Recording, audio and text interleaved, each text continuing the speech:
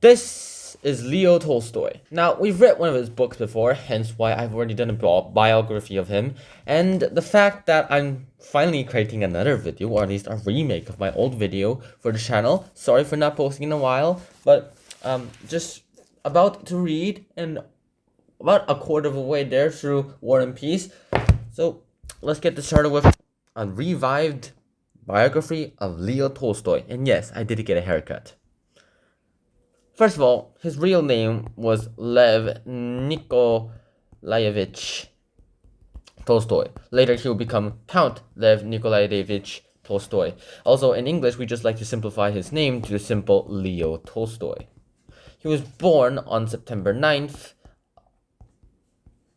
of 1828 at his home place of Yasnoya Polyana. Technically, it's Yasnaya Polyana. Nowadays, it's one of those famous places where you have to go. Those ancestral homes of those authors. This is the family estate. He was the fourth of 5 children of this guy, Count Nikolai Ilyich Tolstoy, who was born in 1794 and would later die in 1837. He was a veteran of the Patriotic War of 1812. His mother died at the age of 2. His dad died at the age of 9. So most of all, he was raised by his relatives, which does a thing or two towards your brain system. If you don't have your parents or your actual parents, you tend to get a little wild. Unless you get good parents too. Later on, he would study at the Kazan University, where he would go ahead also study Oriental languages. His teachers would specifically describe him as unable and unwilling to learn.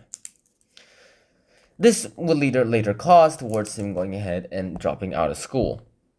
As soon as that happened, he went back to his ancestral mansion, Yasnaya Polyana, where he would spend the rest of his days pretty much cooped up in there, living a pretty lax and lavish life. It was also during this time that instead of the law session, he went ahead and started writing these books.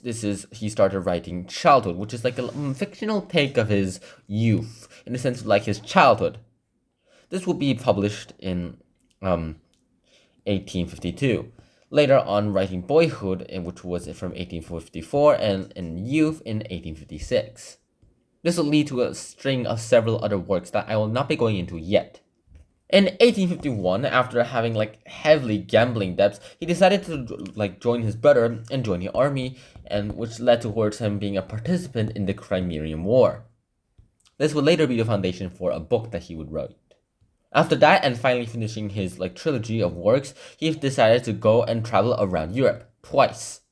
Around that time, his views became a bit more radical, as well as kinda little loco poco. That's the best I could tell and describe this thing. He traveled around this place from 1857, and then later, the second time in 1860 to 1861. It was also around this time that he went ahead and witnessed a public execution in France, Paris, where this would have said to have traumatized the rest of his life. Later on, he wrote War and Peace, which he wrote in 1869, and then he wrote Anna Karenina in 1878, later on even writing The Resurrection in 1899. Later on, after that, he decided to just keep writing short stories and such, but never was able to get so much wide acclaim. He finally met his wife. Her name was Sofia Andreevna Bears, where they would have a happy relationship at the start. Later, it would become a little worse, as Tolstoy's views have become more and more radical. She herself will be invaluable towards the translations and editing and the publication of almost all Tolstoy's works.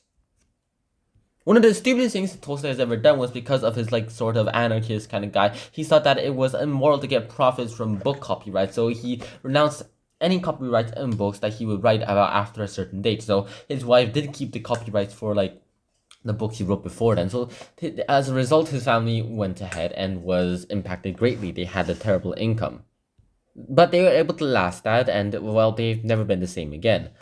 Afterwards, leaving home because of a little fight with Sophia, our Leo Tolstoy decided to go ahead and go to this train station when he was trying to go ahead and go towards a different place. It's now famous Astapovo railway station.